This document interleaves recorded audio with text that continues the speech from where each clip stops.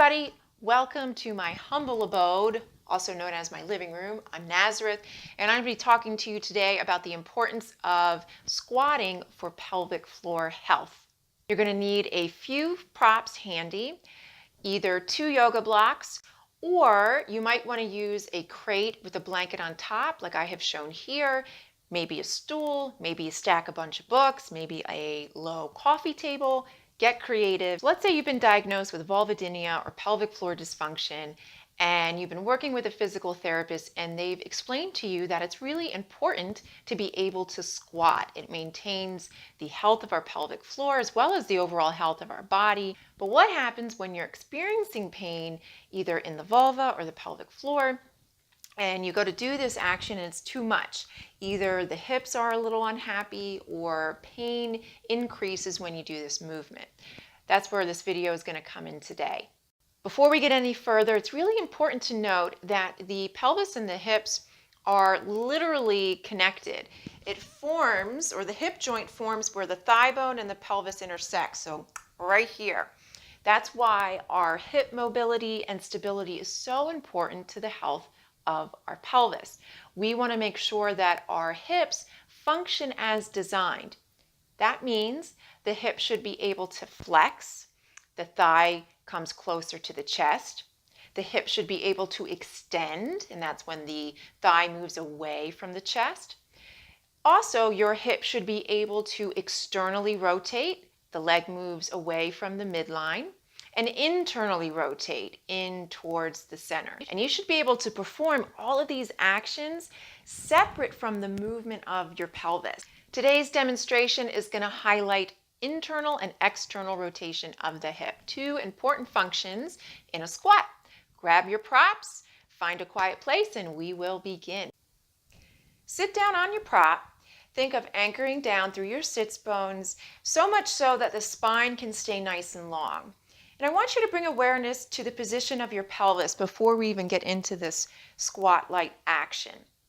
Bring one hand to your low back and notice how it feels. Notice if it feels completely flat or if there's a little bit of a curve in the low spine. Believe it or not, we do want to maintain just a gentle curve in the lumbar spine. So if it feels flat, you're probably rolling back on your seat. So I want you to think of gently bringing the back edge of your pants to be level with the front edge. So you're actually doing a forward tilting motion here. You're going to feel that light curve in the low back. Just be mindful that the ribs aren't flaring forward. So we want to keep everything above the waist stacked over the pelvis. So this is the position we want to maintain. All right, from here, just close your eyes. And we're going to practice that full belly breathing to start. So again, let's recall that our pelvic floor muscles reside in between the pubic bone and the tailbone. So that's front to back, and then left to right in between the sits bones. So when we take a breath in, just envision that those 4 points actually spread apart. And then as you exhale, there's just a natural retraction. It's not a tightening or a clenching. The points just get a little bit closer towards each other. Take a few more breaths just like that.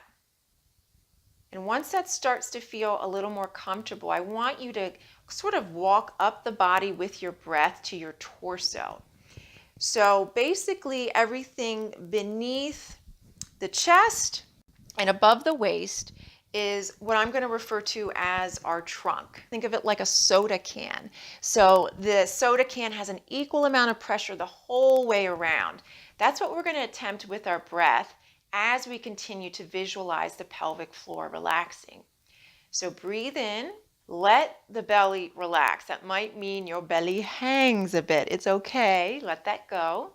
And see if you can maintain that equal sense of breath throughout your torso as we move. Okay, and this takes practice.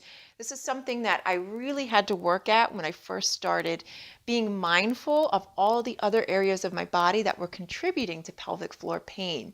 So if we create tension in the belly, if we're sucking it in, that pressure has to go somewhere else, most likely the pelvic floor. So we don't want to do that. Take one more round of breath. Good. exhale. I'm going to start on my left side here. I'm going to flex my toes towards my shin. So imagine the toes are pulling towards the left leg. You should feel the muscles sort of wake up around the left ankle. With your hands maybe either resting at the hips, maybe you have them together in prayer. We're going to roll to the outer pinky edge of the left foot. So the left knee is going to open to the left side of the room, and then we're going to draw it in. We're going to do that 10 times.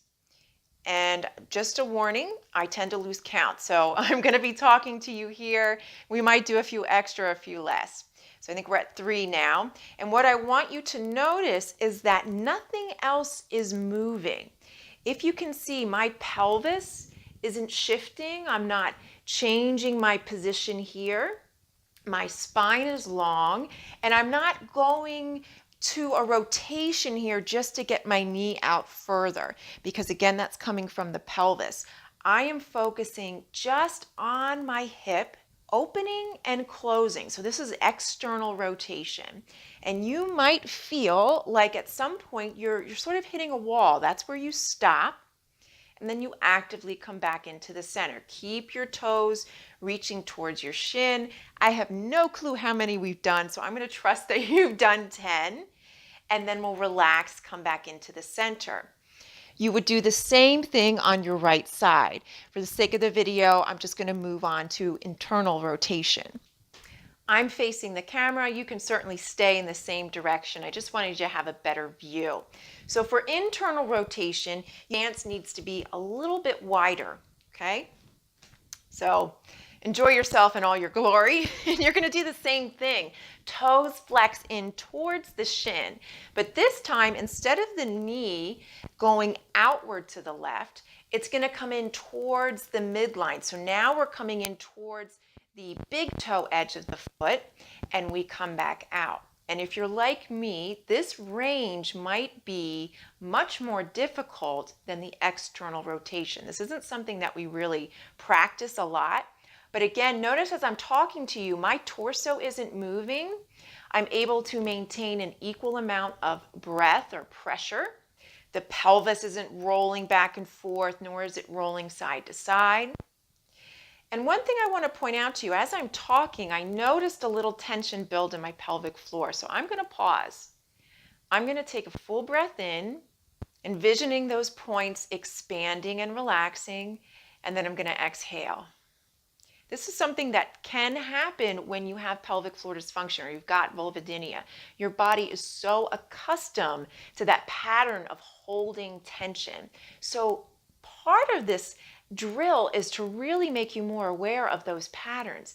So if that tensing happens, please stay calm, return to your breath, know that you're not doing anything wrong, you're not hurting yourself, but you want to press pause until you get back to that neutral state. I feel more relaxed in my pelvic floor, so I'm going to revisit. So we're drawing that knee in towards the center, toes are active, and you're just going to your range. So that might mean you stop here. Maybe you come in closer, and it will change in time and with practice. Okay? So again, I don't know if that was 10. Let's say it was. You would do the same thing on the other side. Internal rotation. Okay? Give this a shot. See how it feels. Notice if when you are moving throughout your day, if you start to feel a little more spacious within your hip joints. And the idea here is eventually we would be able to do this without the blocks. So I'm going to remove the blocks and show you here a squatting position. So I can squat, still maintaining that neutral spine, a little bit of a curve in the low back, equal pressure, and I can externally rotate and I can internally rotate, okay, and come back up. I realize I might be out of the frame, so I'll come back in. So this is so beneficial, not just for your pelvic floor, but for the overall health of your hip joints. They need to move in all directions in order to start supporting your pelvic floor.